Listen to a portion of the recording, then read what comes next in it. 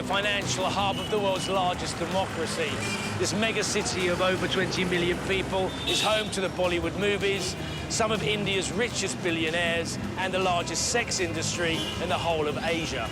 It's a sex industry that traffics some of India's poorest women into a life of unimaginable suffering.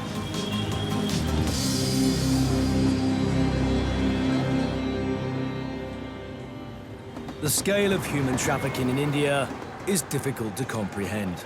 Government sources estimate over 100 million people are involved. That's nearly 10% of the entire population. I want to find out who the victims of this cruel business are and where they come from.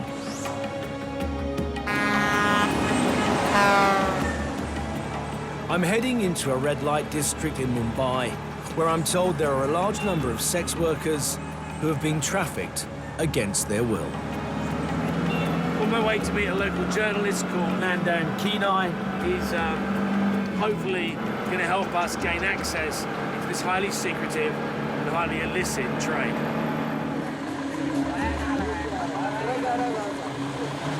Nandan, just how difficult is it to try and break into this multi-million-dollar sex industry you have here in Mumbai? Really, it's virtually impossible, given the fact that it's operated by all sorts of criminals and they're protected by the local politicians, the local authorities. So this is worth a heck of a lot of money to some very important people. Yeah. And the people that are ultimately suffering are the poor people that get dragged into it. Huge number of women being trafficked in and forced into this industry against their will.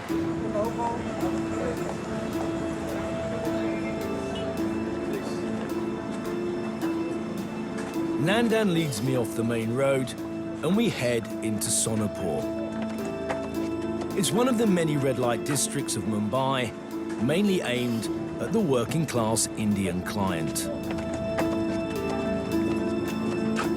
It's controlled by criminal gangs who bring young girls here from all over India, promising them a better life. But instead, they're sold at auction and end up being displayed outside brothels. Most of the women here are sex workers, and they're incredibly wary of the camera.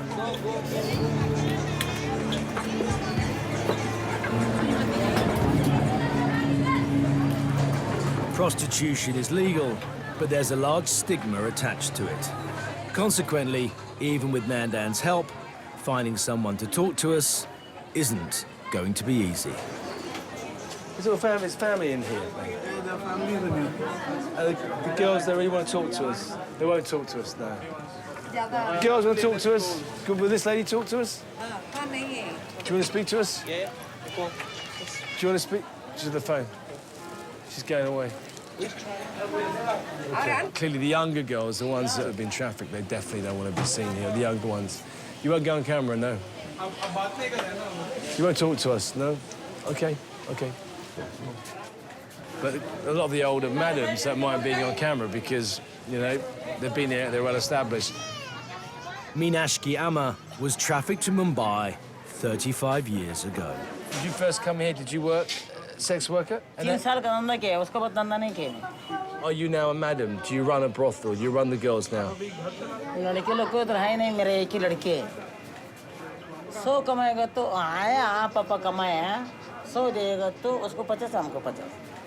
Can I ask how old this girl is?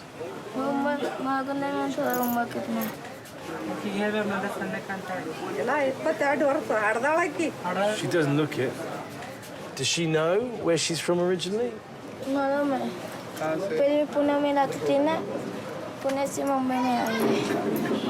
So how did you get here? How did you get from Pune into Mumbai? Mumbai se, train se. But just as I'm beginning to get some answers about trafficking, the atmosphere changed.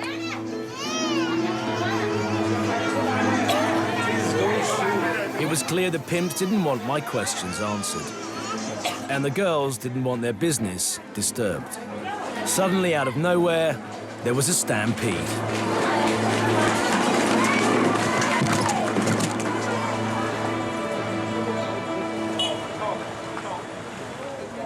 You know, it was really hard to get into that area, and once we got in there, it was even harder to find any girls that had actually been trafficked, though. They do say that a third of the girls operating in that area have been trafficked. I think what upset me most tonight was that young girl that clearly has mental problems. We found out that she's had at least 6 clients tonight, that she sells herself to them for 23 pence.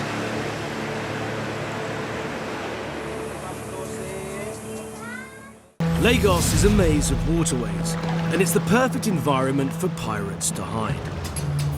Finding them amongst the labyrinth of backwaters and miles of open ocean is not going to be easy.